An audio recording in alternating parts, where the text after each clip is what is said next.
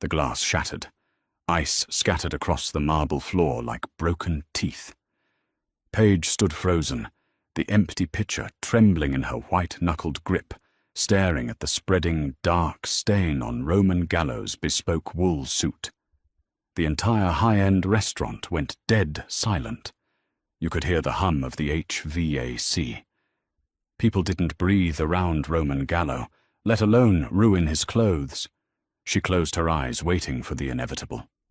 Instead, a low, dry voice cut the silence. "Get her a towel." The ache in Paige's lower back had bypassed a dull throb and settled into a sharp electrical burn right around hour 7 of her shift. The Onyx Room was the kind of restaurant where a single steak cost more than Paige's monthly water bill. The lighting was impossibly dim, the jazz was live but unobtrusive, and the clientele spoke in hushed, wealthy murmurs. Waitstaff were expected to be ghosts, invisible, silent, and perfect. Paige was none of those things tonight. She was exhausted. Her left heel had a blister the size of a quarter, and her right wrist was wrapped in a nude-colored compression bandage hidden under the cuff of her crisp white uniform. Pouring wine, carrying trays of searing hot ceramic plates, and smiling through the condescension of tech bros and hedge fund managers had worn the joint down to a fraying thread. Then Roman Gallo walked in. The atmosphere in the room physically changed. It wasn't a shift in the lighting or the music, but a sudden drop in barometric pressure. Forks stopped scraping against porcelain. Conversations clipped off mid-sentence. Paige was standing near the wait station, refilling a massive crystal water pitcher, when she saw him. Roman didn't swagger. He didn't have a cigar clamped between his teeth or wear flashy gold rings. He wore a charcoal grey suit that draped over his broad shoulders with architectural precision. His dark hair was neatly parted, threaded with premature silver at the temples. His face was a study in hard angles, dominated by dark, tired eyes that scanned the room with the detached efficiency of a predator assessing a sparse watering hole. He was flanked by 2 men who wore their suits like armor. "Table 4. Arthur, the floor manager, hissed, materializing beside Paige. He was already sweating. The vein in his neck pulsed wildly. "Gallo, he takes the corner booth. No eye contact, no small talk. Just pour the water, hand him the menu, and get out of the blast radius. Do you understand me, Paige?" "I've got it," she muttered, hoisting the heavy crystal pitcher. Her wrist gave a faint warning twinge. She ignored it. Rent was due in 4 days, and Arthur was looking for any excuse to cut staff. She navigated the narrow spaces between the tables, her eyes fixed on the empty glass, resting near Roman's right hand. He was already seated. He didn't look at the menu. He was staring out the floor-to-ceiling windows at the rain-slicked city streets.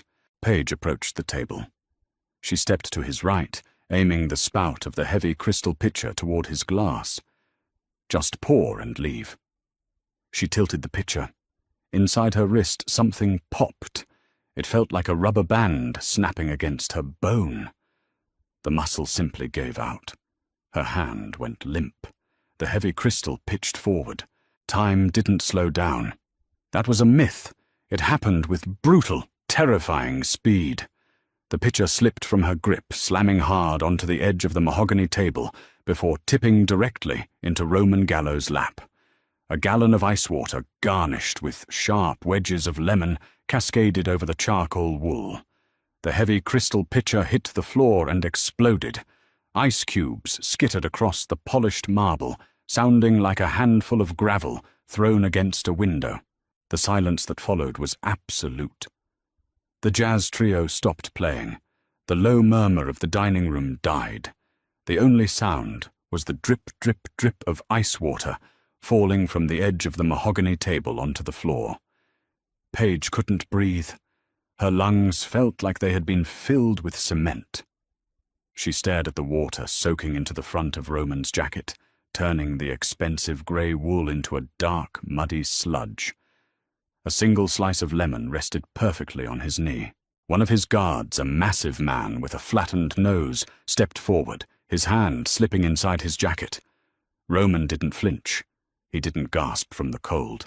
He slowly turned his head, his dark eyes locking onto Paige. Up close, his eyes weren't just dark. They were completely hollow. There was no rage in them, just an endless, freezing calm. Paige started, her voice sounding like dry leaves. My wrist. I am so sorry. Roman looked down at the lemon slice on his knee. He picked it up between his thumb and forefinger and placed it gently on the table. Get her a towel, Roman said. His voice was a low rumble, raspy and quiet.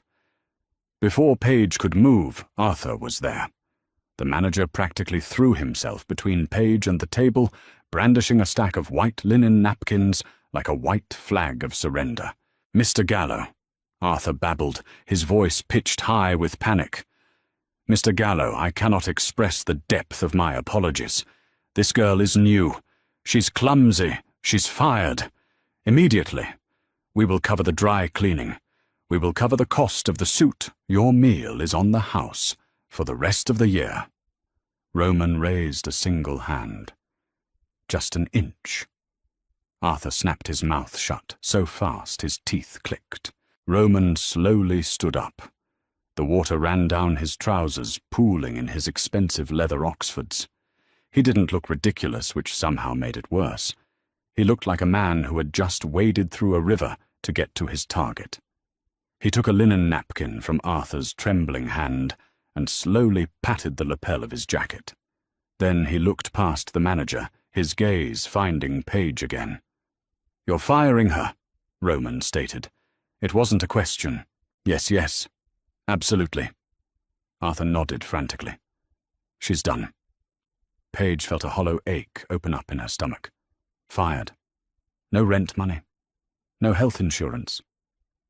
She looked at the broken glass on the floor, the anger starting to override her fear.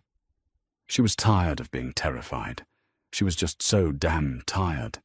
Don't fire her, Roman said, tossing the damp napkin onto the table. Arthur blinked. Excuse me. I said don't fire her. Roman stepped around the puddle of water, stopping inches from Paige. He smelled of rain, sharp aftershave, and cold, damp wool. He was a full head taller than her. What's your name? Paige forced herself to look up, meeting his eyes. Paige. Well, Paige. Roman said, his tone entirely conversational. This suit was custom cut in Milan. The wool is Loro Piana. It cost $6,000. If he fires you, you have no income. If you have no income, you can't pay me back. Paige let out a short, bitter laugh. She couldn't help it. It just slipped out. Pay you back, I make $14 an hour plus tips. It would take me a year to pay for your jacket. The guard with the flat nose shifted, scowling at her tone. Roman just watched her, his expression unreadable. Then you better get to work, Roman said. He reached into his inside pocket, the one that wasn't soaked, and pulled out a heavy matte black card. He held it out between two long fingers. Paige hesitated, then took it. The card just had an address on it. No name, no phone number. Friday, 8 p.m., Roman said, turning away. Wear black. The break room smelled of stale coffee and industrial bleach. Paige sat on a plastic folding chair, staring at the matte black card in her hand. Arthur paced the length of the small room, wiping his forehead with a paper towel. You're going, Arthur said, pointing a shaking finger at her. I don't care if he wants you to clean his gutters with a toothbrush. You are going to that address. Do you understand who that man is? I know who he is, Arthur. Paige said, her voice flat. Roman Gallo. Extortion racketeering, probably a dozen bodies buried under the new stadium. I read the news. Then you know he doesn't leave loose ends. Arthur snapped, his voice cracking. He told me not to fire you. So you're not fired. But if you don't show up on Friday, he comes back here. And if he comes back here, he's not coming for the steak. Paige rubbed her forehead. Her wrist was throbbing mercilessly now. She unbuttoned her cuff and looked at the compression bandage. She needed a new one. She needed ibuprofen. She needed a different life. She wasn't stupid. She knew the stories about the Gallo family. They ran the port, they ran the unions, and they ran the underground gambling rings that catered to the city's elite. Roman was the youngest son, the one who took over after his father, and 2 older brothers were killed in a car bomb 5 years ago. He had stabilized the family business with terrifying, quiet efficiency. He wasn't a man who made quirky little deals with waitresses, unless Paige thought cynically he's just a creep. But the look in his eyes hadn't been predatory. It had been something else. It looked like accounting, a cold, hard ledger of debts and credits. She ruined $6,000 worth of property. Therefore, she owed him $6,000 worth of labor. Friday rolled around with the grim inevitability of a dental appointment. Paige wore her black work slacks, comfortable black shoes, and a plain black button-down shirt. She tied her dark hair back into a severe knot. She left her apartment in the gritty south end of the city and took 2 buses to reach the address on the card. It was a sprawling estate on the cliffs overlooking the ocean, separated from the highway by 10-foot-high iron gates and a thick perimeter of old-growth pine trees. She walked up to the heavy steel call box and pressed the button. "Name," a static-laced voice barked. "Paige," she said, wrapping her arms around herself against the coastal wind. "I'm supposed to be here." The gate clicked and swung inward on silent hinges. Paige walked up the winding driveway. The house was massive, but it wasn't the ornate statues and fountains monstrosity she expected from Mafia money. It was modern, brutalist architecture, concrete glass and dark wood. It looked like a fortress disguised as an architectural digest feature. Before she even reached the front steps, the heavy oak door opened. It was the guard from the restaurant, the one with the flat nose. "Arms up," he grunted. Paige didn't argue. She raised her arms. The man patted her down with professional, impersonal efficiency, checking her waistline and her ankles. "I'm Luca," he said, stepping back. "Don't talk to the guests. Don't look at the cards on the table. You pour the drinks, you clear the empty glasses, you serve the food. If you hear something, you shouldn't pretend you didn't. Understand, clear glasses. Don't listen." "Got it," Paige said dryly. Luca gave her a sideways look, a hint of a smirk touching his scarred mouth. "In here." He led her through a cavernous, sparsely furnished hallway and pushed open a set of double doors. The room was hazy with blue cigar smoke. A heavy oak table dominated the center, illuminated by a low-hanging chandelier.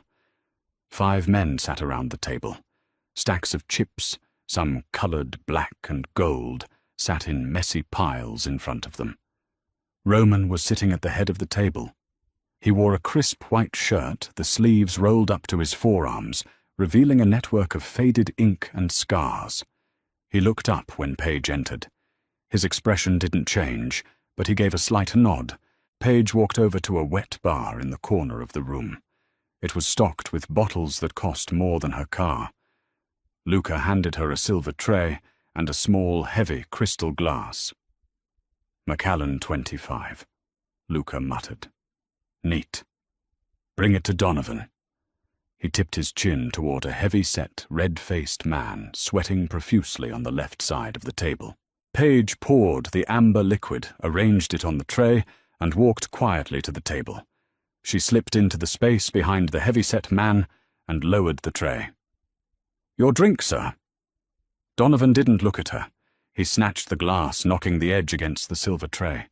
Some of the scotch sloshed over his fingers.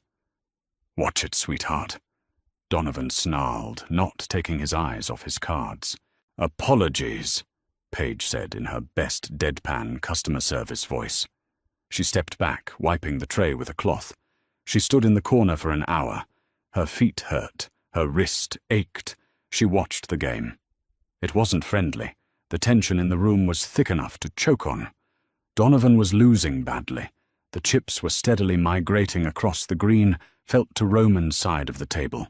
Roman played with mechanical precision. He didn't gloat. He didn't smile.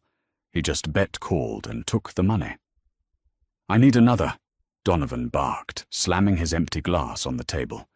Paige walked over, picking up the empty glass. "Same again." Donovan finally turned around to look at her. His eyes were bloodshot, and he smelled like sour sweat and expensive cologne. "Are you deaf? I said I need another." He reached out his thick fingers, grabbing Paige's wrist. Her right wrist. The pressure hit the bruised, inflamed tendon perfectly. Paige let out a sharp gasp, her knees buckling slightly from the sudden blinding spike of pain. She yanked her arm back, but Donovan's grip was like a vice. "Hey!" Donovan slurred, pulling her closer. "I'm talking to you." "Let go of me," Paige said. She didn't scream. She didn't plead. Her voice was flat hard and laced with absolute exhaustion. She looked down at Donovan's hand, then up at his bloodshot eyes. "I just poured the scotch. Let go of my arm," Donovan scoffed, leaning in. "Feisty little waitresses out here. Where'd you find her Roman—" "Donovan." Roman's voice wasn't loud. It didn't need to be. It cut through the clinking of chips and the hum of the air purifier like a scalpel. Donovan paused, looking across the table. Roman hadn't moved, but his posture had shifted. The relaxed lean was gone. He was sitting perfectly straight, his dark eyes fixed entirely on Donovan's hand, wrapped around Paige's wrist. "Let her go," Roman said. "Just having a little fun, Roman.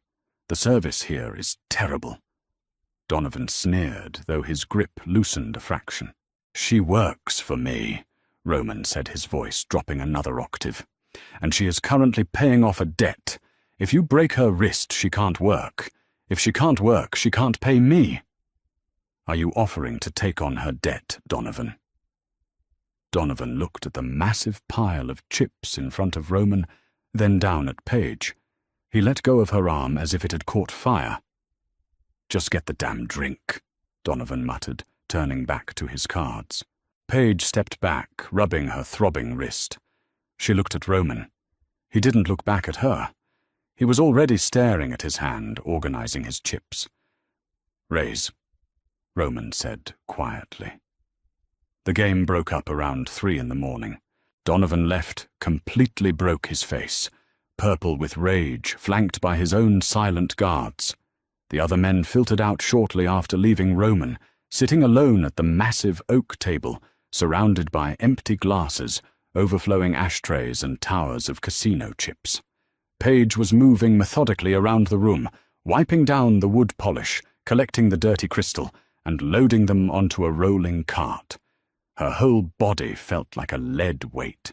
Luca stood by the double doors watching her work for a moment, before stepping out into the hall, leaving her alone with the boss of the Gallo family.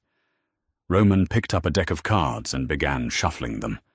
The sound was crisp, rhythmic, and hypnotic. "Roop! Roop! Roop!" "Put ice on it," Roman said suddenly.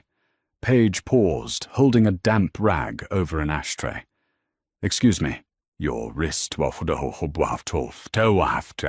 Roman said, not looking up from the cards. He dealt out a perfect row of 5 cards face down. "You favored your left hand all night. When Donovan grabbed your right, you nearly went to the floor.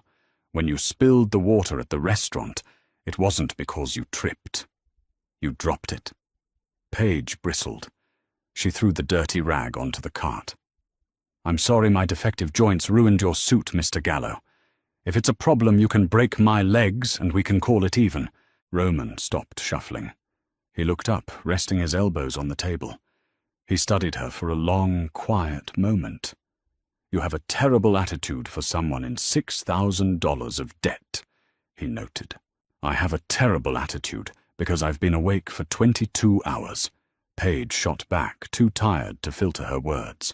Survival instincts only lasted so long before sheer exhaustion overrode them.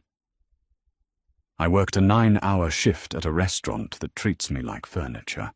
I rode a bus for an hour to get here, and I've spent the last 6 hours watching rich men burn enough money to buy my apartment building. So forgive me if I'm short on charm." Silence stretched between them. Paige bit her lip, suddenly realizing what she had just said. She had just snapped at a man who could make her disappear with a single phone call. She waited for the anger.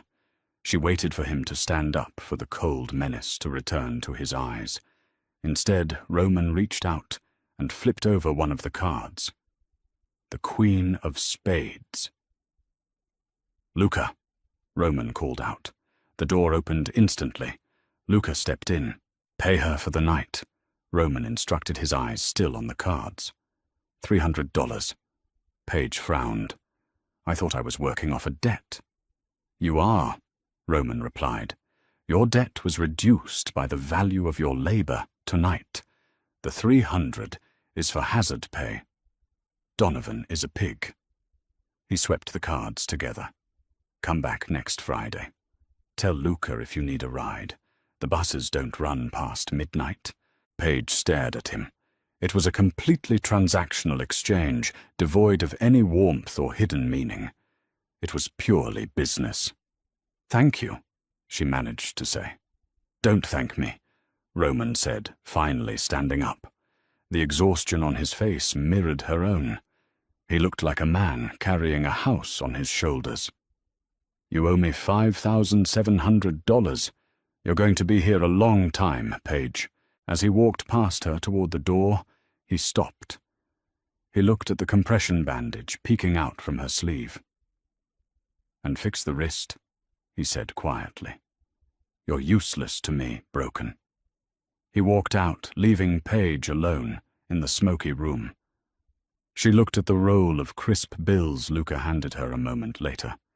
It was more than she made in a week. She walked out into the cold coastal night, the adrenaline finally leaving her system, replaced by a strange, unsettling clarity. Roman Gallo was a monster. The city knew it. The police knew it. But as Paige stood waiting for her cab, clutching the hazard pay in her pocket, she realized something else. For the first time in years, someone had actually noticed she was in pain. The cortisone shot cost exactly $250. Paige watched the needle slide into the swollen joint of her right wrist in the sterile, fluorescent-lit room of a strip mall urgent care. The doctor, a man who looked like he hadn't slept since the late 90s, pushed the plunger down. A deep, agonizing pressure flared under her skin, followed immediately by a strange, numbing relief. She bought a proper, heavy-duty brace with the remaining $50 from her hazard pay. When Friday arrived, she didn't take the bus. At exactly 7:15, a black SUV idled by the curb outside her apartment complex. The neighborhood kids had already backed away from it, recognizing the expensive, heavy tint of a vehicle that didn't belong in their zip code. Luca was behind the wheel. He didn't say a word when she climbed in, just gave her right wrist a brief, calculating glance before putting the car in drive. The estate looked different in the rain. The brutalist concrete structure seemed to absorb the water, turning a dark, bruised gray against the stormy coastal sky. Inside, the atmosphere was tight.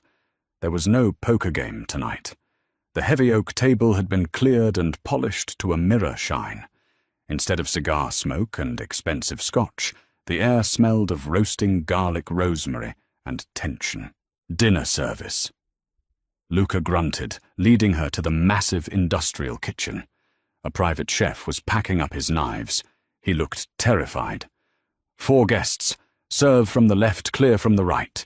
Keep the wine glasses full. Don't speak unless spoken to." And Paige, she paused, tying a black apron around her waist. "Yeah, if someone drops a fork, let it lie." Paige frowned but nodded. The men who arrived at 8 o'clock were older than Donovan. They wore suits that looked older too, heavy tweeds and dark wools. They moved with the slow, deliberate confidence of apex predators who had survived past their prime. Roman sat at the head of the table. He wore a black turtleneck and a dark suit jacket, the casual clothing somehow making him look more dangerous than the bespoke tailoring from the restaurant. He didn't smile when the men entered. He just nodded to the empty chairs. The dinner was an exercise in psychological warfare. Paige moved like a ghost. She poured the Barolo. She set down plates of seared branzino. She kept her eyes on the table, but she listened. She couldn't help it. The union contracts at the South Terminal are up for renewal. Roman, an older man named Carmine, said. He was methodically picking the bones out of his fish. Your father always favored a collaborative approach with our family on these matters. My father is dead, Carmine, Roman said. He hadn't touched his food. He was drinking sparkling water with a twist of lemon. And the South Terminal belongs to Gallo Shipping. There is no collaboration. The current contracts will be renewed as they are. Carmine stopped picking at his fish. He looked up, his pale eyes catching the light of the chandelier. Things can get unpredictable at the docks. Machinery breaks. Cargo goes missing. It would be a shame to see your profits dip because of a lack of oversight. It was a threat. Barely veiled, sitting right there on the polished wood between the crystal and the china. Paige stepped forward to refill Carmine's wine glass. Her hand was perfectly steady. The new brace gripped her wrist, rendering the joint painless and locked. Roman watched the dark red wine splash into the glass. If machinery breaks, I buy new machines. Roman said, his voice dropping into that raspy, hollow register Paige remembered from the restaurant.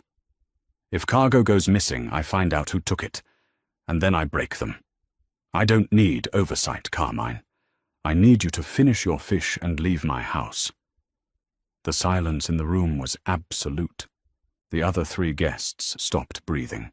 Carmine stared at Roman for a long, heavy moment.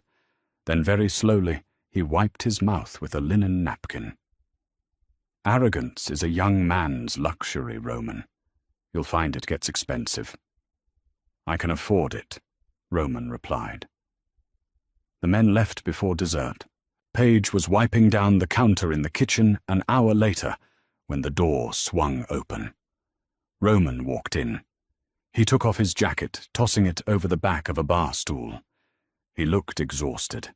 The tension that had held his spine rigid during dinner seemed to bleed out of him, leaving him looking hollowed out under the harsh kitchen lights.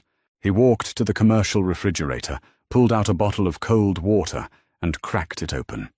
He drank half of it in one go, then leaned against the counter, staring at the floor. Paige kept wiping the stainless steel. You fixed the wrist, he said, not looking up. I bought an investment, Paige corrected. A cortisone shot and a brace. Cost me exactly what you paid me. So technically I'm working for free tonight. Roman finally looked at her. A faint, humorless smile touched the corner of his mouth. You're chipping away at $5,700. You're not working for free. You're buying your freedom back. Right. My mistake. She tossed the rag into the sink. Do you want me to clear the dining room? Luca will do it, Roman said. He set the water bottle down. Carmine is going to cause a strike at the docks by Tuesday. It's going to cost me 100 times what your mistake cost me. Paige leaned against the counter opposite him. She didn't know why he was telling her this. Maybe because she was entirely disconnected from his world. A neutral sounding board. Why didn't you just agree to collaborate? She asked. Because if you give men like Carmine an inch, they measure it for a coffin, Roman said flatly. You let them take a cut of the union dues next year, they want the freight lines. Then they want the warehouses. You hold the line, or you lose the territory. Paige thought about Arthur at the restaurant, constantly cutting her shifts by 15 minutes to save on payroll, slowly squeezing her out, because she never complained. I get it, Paige said quietly. Roman tilted his head, studying her. Do you? If you show people you bleed, they stop treating you like a person and start treating you like a food source, she said, looking down at her black orthopedic shoes. You have to be stone, or they eat you alive. Roman didn't reply right away. He just looked at her, his dark eyes, analyzing the tired set of her shoulders, the cheap fabric of her uniform, the heavy brace on her wrist. Luca will drive you home, Roman said softly. 2 months passed. The routine solidified. Monday through Thursday, Paige was a ghost at the Onyx room. She poured water, carried plates, and ignored Arthur's frantic micromanagement. But something had fundamentally shifted. Arthur no longer yelled at her. In fact, he actively avoided making eye contact. It had happened after the 3rd week. Luca had picked her up from the restaurant's alleyway in the black SUV because her shift ran late. Arthur had stepped out for a smoke, seen the flat-nosed giant open the door for his quietest waitress, and promptly dropped his cigarette. In Arthur's mind, Paige was no longer a liability. She was Roman Gallo's property. Paige hated the implication, but she didn't correct him. For the first time in her life, she had job security. Every Friday and Saturday night she worked at the estate. She learned the rhythms of the house. She learned that Roman drank his coffee black cold and entirely out of utility. She learned that the house had a security system that could rival a military base. She learned that the men who came and went were not friends. They were assets, liabilities, or threats. Her ledger, a small black notebook Roman kept in his study, showed her debt dropping steadily. 4,000. 3,500. Then came the 2nd Friday in November. It was raining again. The coastal storms were getting violent. Paige was in the study cataloguing a delivery of expensive liquor when the front doors banged open. The noise was wrong. It wasn't the smooth, heavy thud of the oak shutting. It was a crash. Paige froze, a bottle of Japanese whiskey in her hands. Footsteps echoed in the cavernous hall. Heavy, dragging footsteps. She stepped out of the study and looked down the corridor. Roman was leaning heavily against Luca. Roman's crisp white shirt was ruined. A massive, spreading stain of dark red soaked the right side of his ribcage. He wasn't wearing his jacket. His breathing was shallow and wet. "Kitchen!" Luca barked, his face pale and tight. Paige didn't scream. She didn't drop the bottle. The sheer cynical pragmatism that kept her alive kicked in. She set the bottle on a console table and ran to the kitchen. By the time Luca hauled Roman through the swinging doors, Paige had cleared the large stainless steel prep island. "Get him up," Luca grunted. Together they hoisted Roman onto the cold metal. Roman groaned, a low animal sound that made the hair on Paige's arms stand up. His eyes were squeezed shut, his jaw locked. "What happened?" Paige asked, her voice clipped and steady. She was already moving to the sink, turning on the hot water, grabbing a stack of clean bar towels. "Drive-by outside the warehouse," Luca snarled, shrugging off his own jacket. He had a graze on his cheek that was bleeding freely. "Carmine's guys. Got him in the side." "Hospital?" Paige asked, tossing Luca a wet towel. "No hospitals," Roman rasped from the table. He opened his eyes. They were hazy with pain, but the iron will was still there. "No cops. Doc is on his way." Luca started ripping Roman's ruined shirt open. The wound was ugly, a jagged tear just below the ribs. It was bleeding sluggishly dark and thick. "Press here," Luca told Paige, taking her hands and forcing them down onto a wadded towel directly over the bullet hole. "Hard. Don't let up. I need to get the kit from the basement." "Go," Paige said. Luca sprinted out of the kitchen. Paige stood over Roman Gallo, leaning her entire body weight onto her hands. The blood soaked through the towel, instantly warm and sticky against her skin. Roman looked up at her. His chest heaved against her hands. He looked younger like this. Stripped of the suit, stripped of the power, he just looked like a man bleeding out on a kitchen counter. "You're ruining another white shirt," Paige said. Her voice shook just a fraction. Roman let out a breath that might have been a laugh. It turned into a wet cough. "Put it on my tab." "You're bleeding on my hands, Gallo," she said, pressing harder. "If I get an infection, you're paying my medical bills." "Selfish." He breathed, his eyes sliding shut. "Hey!" Paige snapped, tapping his face with her elbow since her hands were occupied. "Open your eyes. Look at me. Do not pass out. I don't know how to do CPR, and I am not paying off the rest of my debt to a ghost." Roman's eyes fluttered open. He focused on her face. The cynical mask she wore was slipping. She looked terrified, but she wasn't backing away. Her grip on his side was like a vice. "Why aren't you running?" he asked, his voice, barely a whisper, over the sound of the rain lashing against the windows. "Doors open.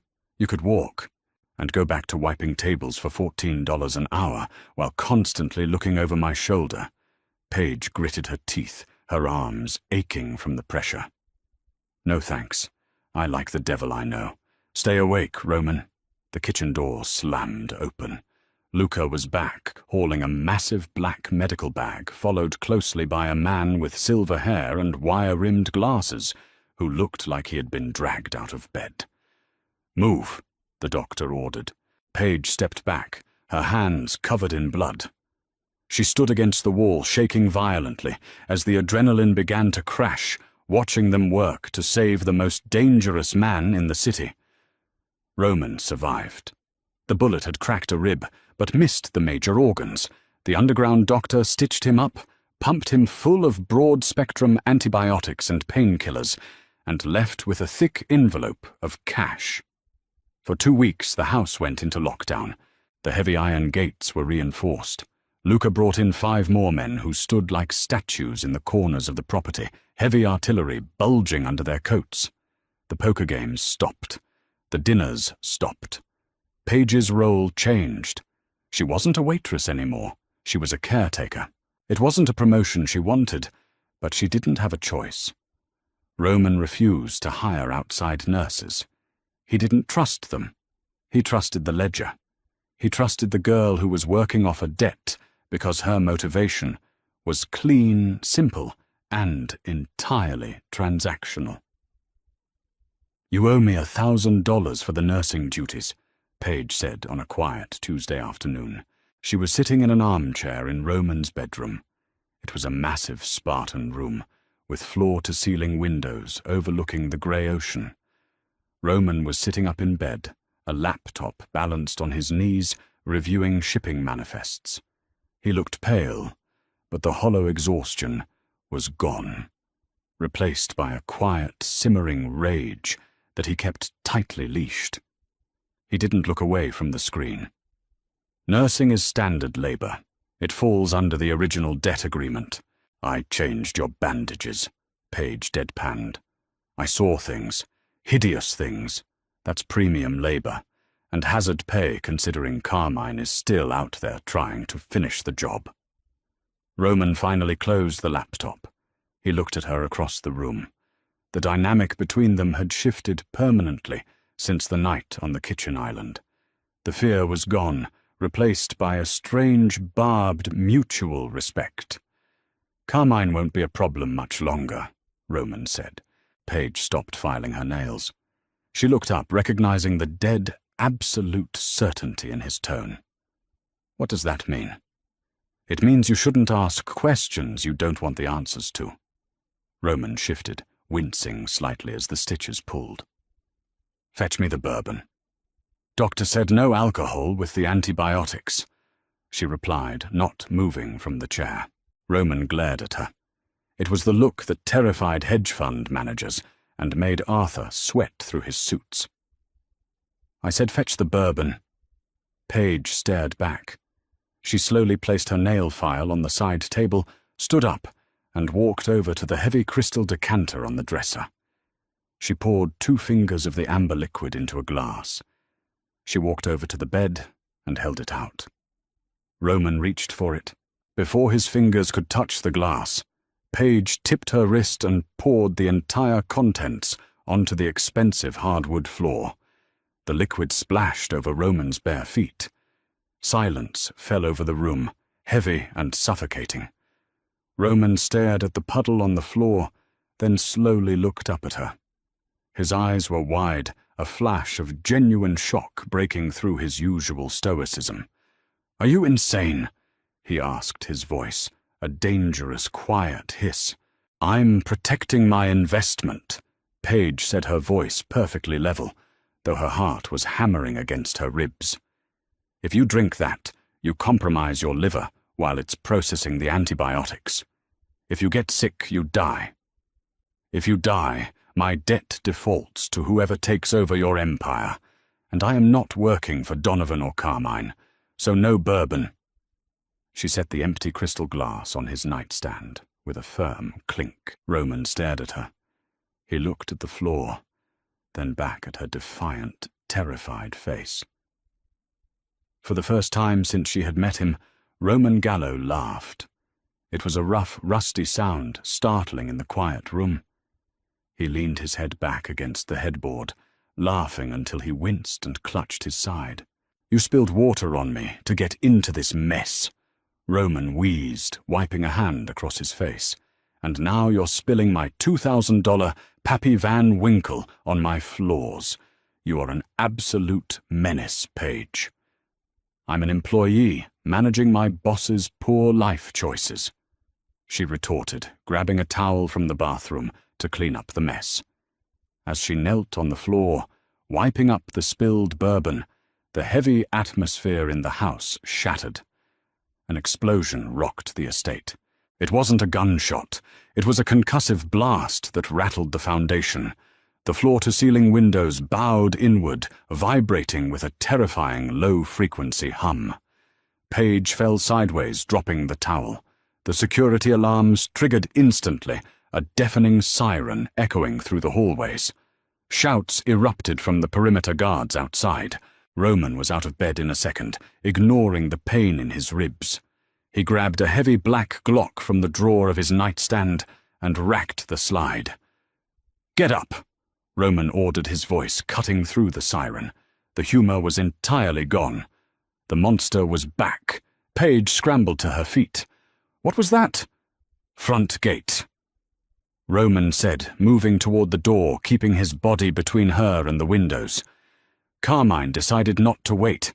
They breached the perimeter. Gunfire erupted outside.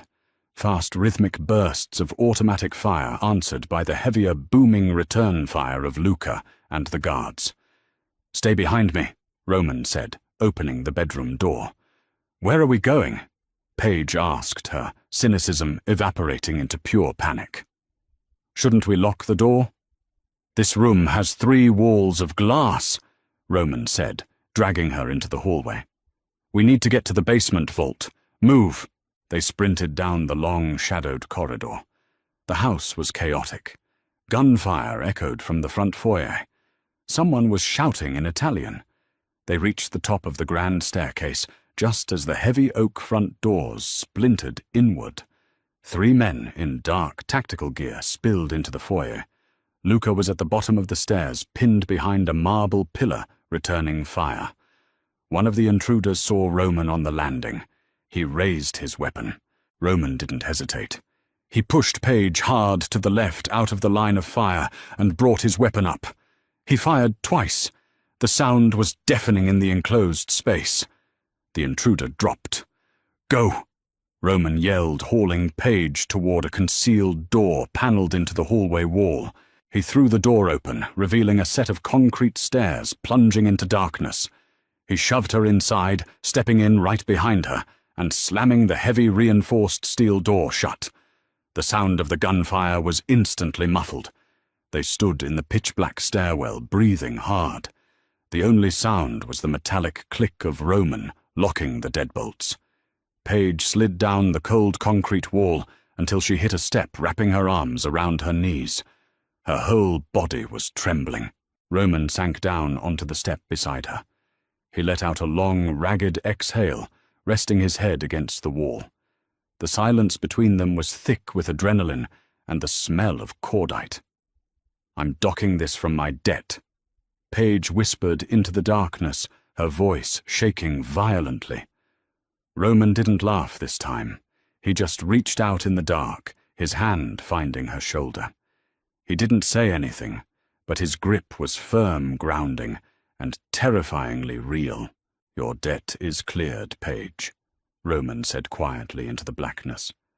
"As of right now, you're done." The words hung in the suffocating darkness of the stairwell, heavier than the reinforced steel door that separated them from the gunfire. "Your debt is cleared. You're done." Paige couldn't see Roman's face. The blackness was absolute, pressing against her eyes until they ached. She could only hear him. His breathing was wet and ragged, echoing off the narrow concrete walls. "Don't do that," Paige said. Her voice cracked, betraying the sheer terror threading through her veins. "Do what?" Roman rasped. He sounded incredibly tired. "Don't absolve me just because you think we're going to die down here. It's cheap, Roman. It's a cliché." A short, brutal cough tore from his throat. The sound ended in a sharp hiss of pain. "We aren't going to die, but my stitches tore when I shot the guy on the landing. I'm bleeding out on your shoes. Move down the stairs, slowly." Paige felt along the rough, freezing concrete of the wall until her fingers found a cold metal handrail. She descended, counting the steps. 12. A small landing. Then another 12. Behind her, Roman's footsteps were heavy dragging. He was leaning his weight against the wall. At the bottom, Paige's hands met a flat, solid surface. Another door. Roman bumped into her back. His body was dangerously warm. "There's a keypad," he breathed near her ear. "Right side. Punch in 0419. Paige found the rubber keys. She typed the numbers. Heavy mechanical bolts retracted with a loud industrial thud. Roman leaned his weight against the center of the door, pushing it inward. Fluorescent lights snapped on instantly, blinding in their bright clinical intensity. Paige threw a hand over her eyes, stumbling into the room. It wasn't a dungeon. It was a bunker built for a siege. The walls were thick, poured concrete. A bank of security monitors sat dead and dark on a metal desk. Against the far wall were 2 cots, a pallet of bottled water, and a heavy locked medical cabinet. Roman didn't make it to the cots. He collapsed into a rolling office chair by the desk, his head falling back against the headrest. His shirt was soaked black. Fresh blood dripped from the hem, splattering onto the grey concrete floor. Paige didn't hesitate.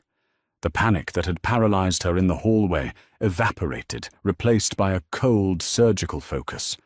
She had spent a lifetime navigating crises, eviction notices, broken down cars, empty bank accounts. This was just a different kind of crisis. She walked to the medical cabinet. It was locked with a simple padlock. She looked around, grabbed a heavy fire extinguisher from the wall, and smashed the heavy brass bottom against the lock. Once, twice. The metal bracket sheared off. She ripped the doors open. Bandages, antiseptics, sterile staple guns. She grabbed an armful and dumped it onto the desk next to Roman. "Take the shirt off," Paige ordered. Roman cracked one eye open. His skin was the color of dirty chalk. "I thought my debt to you was cleared." "It is. This is pro bono. Take the damn shirt off." He managed to unbutton it halfway before his hands failed him. Paige battered his fingers away. She stripped the ruined fabric off his shoulders, exposing the damage. The violent twist he'd made to fire his weapon had ripped the doctor's meticulous work completely open. The gash was ugly, weeping blood down his ribs. "This is going to hurt," she said, tearing open a package of sterile gauze. "Everything hurts, Paige," he muttered, closing his eyes. She pressed the gauze directly into the open wound. Roman's entire body went rigid. His jaw locked, the tendons in his neck standing out like steel cables, but he didn't make a sound. Paige leaned her weight into her hands, pressing down just like she had on the kitchen island. This time there was no Luca to take over, no underground doctor on the way. Just the two of them, buried beneath a war zone. They stayed like that for 20 minutes. The silence in the bunker was deafening. Above them, through feet of concrete and dirt, they couldn't hear the gunfire anymore. They couldn't hear the sirens. "Why didn't you run?" Roman asked quietly. His breathing was starting to even out as the pressure stemmed the bleeding. Paige kept her eyes on her blood-stained hands. "I told you. I need the money." "You don't owe me the money anymore." I wiped the ledger. "You wiped it 5 minutes ago. Before that, I was an indentured servant." "Bullshit," Roman said. It wasn't loud, but it was absolute. "You could have walked out the kitchen door the night I got shot. You could have walked out the front door tonight. You stay because you're running from something worse." Paige finally looked at his face. "I'm not running from anything. You're running from being invisible," he said, his dark eyes stripping her bare. "You work in a place where people treat you like a fixture. You live in a neighborhood where nobody knows your name. You come here and you matter. You hold the leash of the monster. It makes you feel alive." Paige's jaw tightened. She pressed harder on his ribs, earning a sharp hiss. "You think highly of yourself, Gallo." "I think highly of you," Roman corrected. "That's the problem." Before Paige could process the weight of that statement, the radio on the desk crackled to life in a burst of violent static. "Boss!" It was Luca. His voice was breathless, heavy with exhaustion. "Clear." Roman didn't move. He just stared at Paige. "Casualties, 3 of ours, 6 of theirs. Carmine was leading the breach himself. Arrogant old fool." Luca paused, spitting something out. "Carmine is in a bag. House is secure. Cops are on the payroll. They're taking their time. It's safe to come up." "Understood," Roman said. He reached over, wrapping his large, bloody hand over Paige's wrists. "Let go. It's clotted." She slowly lifted her hands. The bleeding had slowed to a sluggish seep. Roman stood up. He swayed for a fraction of a second, then his spine locked into place. The vulnerability he had shown in the chair vanished, packed away behind a wall of cold, unyielding authority. "Clean your hands," Roman told her, pointing to a small utility sink in the corner. "Then we go upstairs. And then you go home." The morning sun was brutally unforgiving. It poured through the shattered floor-to-ceiling windows of the estate, illuminating the destruction. The hardwood floors were scored with bullet holes. Blood stained the Persian rugs. The heavy front doors were reduced to splinters. Paige stood in the foyer, wearing a clean, oversized black hoodie Luca had found for her.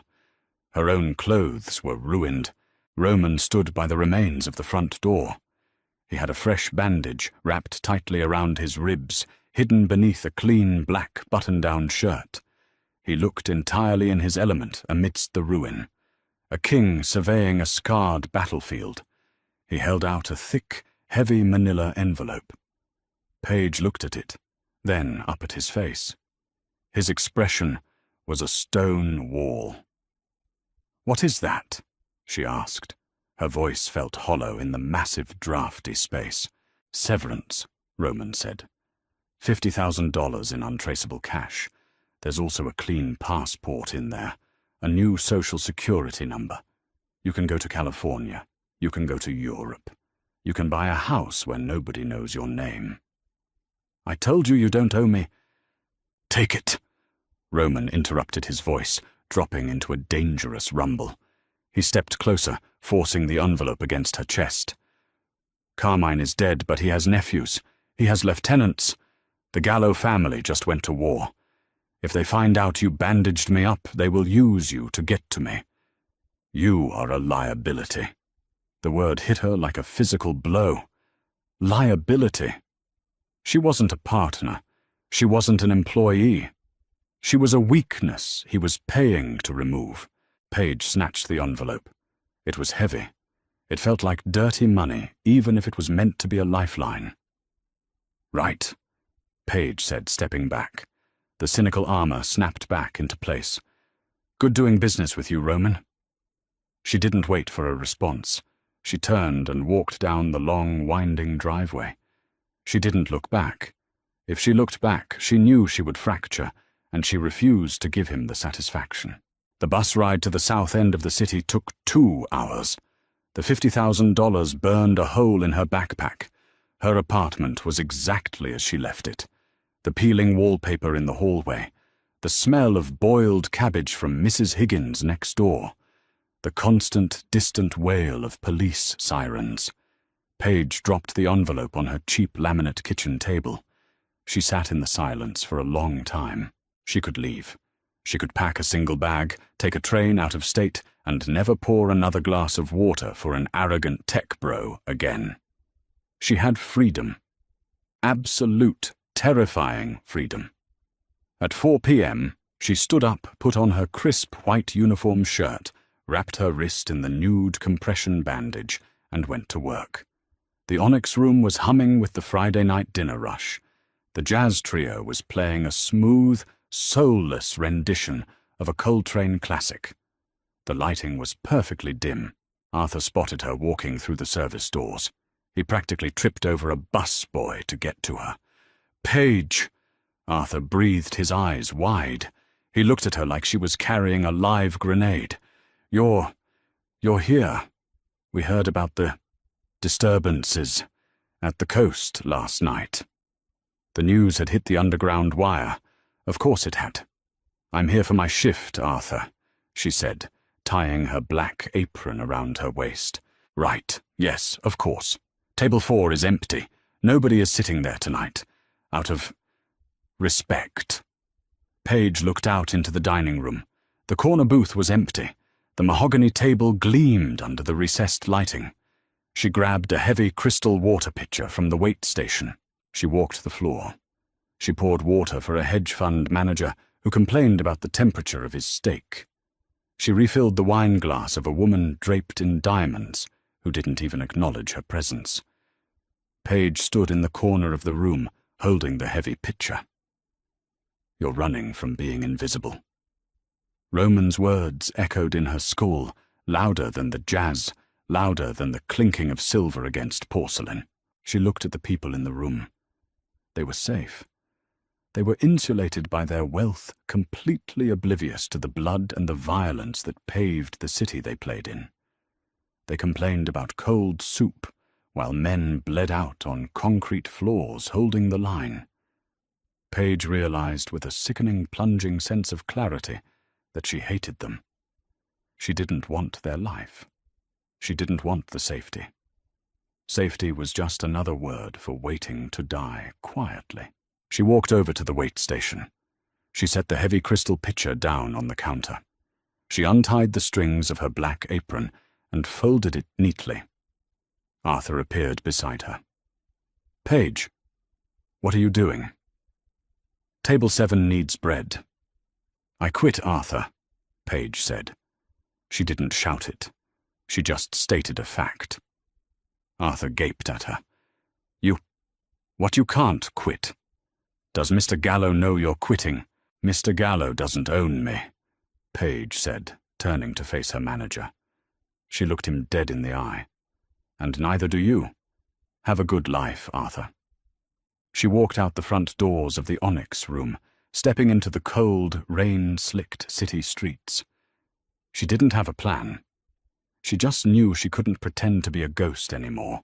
The iron gates of the Gallo estate were twisted and scorched, hanging loosely off their massive stone hinges. A temporary chain-link fence had been erected in the gap, manned by 4 men carrying rifles openly in the heavy coastal fog. Paige paid the cab driver with a $100 bill and didn't wait for the change. She walked up to the fence. One of the guards, a man she didn't recognize, stepped forward, raising his hand. Property is closed. Turn around. Call Luca, Paige said, burying her hands in the pockets of her jacket. She was freezing, but her voice didn't shake. The guard frowned, reaching for the radio on his shoulder. Before he could unclip it, a massive shadow detached itself from the guardhouse. Luca stepped into the pale light. His face was bruised purple on one side, and his left arm was in a sling. He stared at Paige through the chain-link fence. "Open it!" Luca grunted to the guard. The guard hesitated, then dragged the heavy gate open, just enough for her to slip through. "He's in a foul mood," Luca warned as she walked past him. "Tore the kitchen apart an hour ago because the coffee was burnt. He's sleeping in the study. Won't go upstairs." "Good to know," Paige said. She walked up the winding driveway. The front doors had been replaced by heavy reinforced steel slabs. The house smelled strongly of bleach, sawdust, and old blood. The physical scars of the raid were being painted over, but the atmosphere was suffocating. She walked straight to the study. The door was partially open. Roman was sitting behind his massive oak desk. The room was dark, lit only by a single green glass banker's lamp. The desk was covered in shipping manifests, ledgers, and photographs of men Paige didn't want to know. Roman had a glass of amber liquid in his left hand. He looked terrible. The hollow exhaustion was back cutting deep grooves around his mouth. Paige stepped into the room. Roman didn't look up from his paperwork. "I told the contractors no noise past 5. Get out." "I brought your severance package back," Paige said. Roman froze. The glass in his hand stopped halfway to his mouth. He slowly lowered it to the desk, his dark eyes finally rising to meet hers. For a long second, he just stared at her. The silence in the study was a heavy, physical pressure. Then the mask slammed down. The cold, ruthless mob boss took the driver's seat. "I gave you an out," Roman said, his voice dropping into a lethal quiet register. "I gave you enough money to disappear. What the hell are you doing in my house?" Paige walked up to the desk. She unzipped her backpack, pulled out the heavy manila envelope, and dropped it onto the ledgers. It landed with a dull, heavy thud. "I don't want the buyout," Paige said. Roman stood up. He leaned his palms on the desk, ignoring the grimace of pain that flashed across his face as his ribs pulled. "Are you stupid? Do you have a death wish Carmine's family is regrouping? The feds are circling. This isn't a game, Paige. It's a war." "I know what it is." She shot back, stepping closer to the desk, until she was toe-to-toe with him, separated only by the oak. "I bandaged the bullet holes. Remember?" "Then you should have run." "I tried. It didn't stick." Paige slammed her hands down on the desk, mirroring his posture. She was done being quiet. She was done being intimidated. "I went back to the restaurant. I poured water for cowards in expensive suits. And I realized I'd rather take my chances in a bunker with you than die of boredom playing it safe." Roman stared at her, the anger warring with something else. Something darker, deeper, and infinitely more dangerous. "You don't belong here," he said, but his voice lacked the absolute conviction it usually held. "I belong exactly where I choose to be," Paige countered. "But we're doing this on my terms." Roman let out a harsh, incredulous laugh. "Your terms? You walk into the lion's den and demand to rewrite the rules." "Yes." She pointed a finger at his chest. "There is no debt. I don't owe you a dime. I am not your waitress. I am not your nurse. I am not a liability you can pay off to ease your conscience." "Then what are you?" he demanded, his voice a low growl. "I'm the only person in this city who isn't afraid of you," Paige said softly. "I'm the only one who sees you." Roman went perfectly still. The air between them crackled thick and heavy. He looked at her defiant, stubborn face. He saw the cheap jacket, the dark circles under her eyes, and the absolute, unbreakable steel in her spine. She had spilled water on him, ruined his suit, talked back to him, bled with him, and now she had walked away from $50,000 just to stand in his ruined house and demand his respect. The invisible tether that had tied them together since the night at the Onyx Room finally snapped taut. Roman reached across the desk. His large hands gripped the lapels of her jacket. He didn't pull her gently. He hauled her over the scattered ledgers and photographs. Paige gasped as her knees hit the edge of the heavy oak desk, but she didn't pull back. She grabbed the fabric of his dark shirt, anchoring herself to him. His mouth crashed down on hers. It wasn't a sweet, romantic kiss. It was a collision. It tasted like expensive bourbon adrenaline and desperate, violent relief.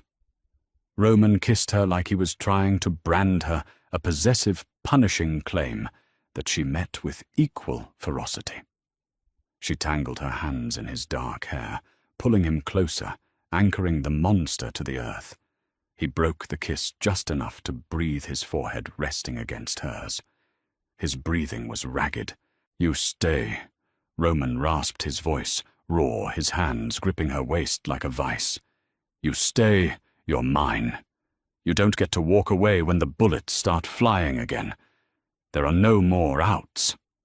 Paige looked into his dark, hollow eyes, finally seeing the fire burning behind them. "I'm not going anywhere, Gallo," she whispered. She pulled him back down, sealing the contract. It was a terrible deal. It was dangerous, cynical, and likely to get them both killed. But as Roman's arms locked around her, pulling her completely into his dark, violent world, Paige finally felt entirely terrifyingly safe.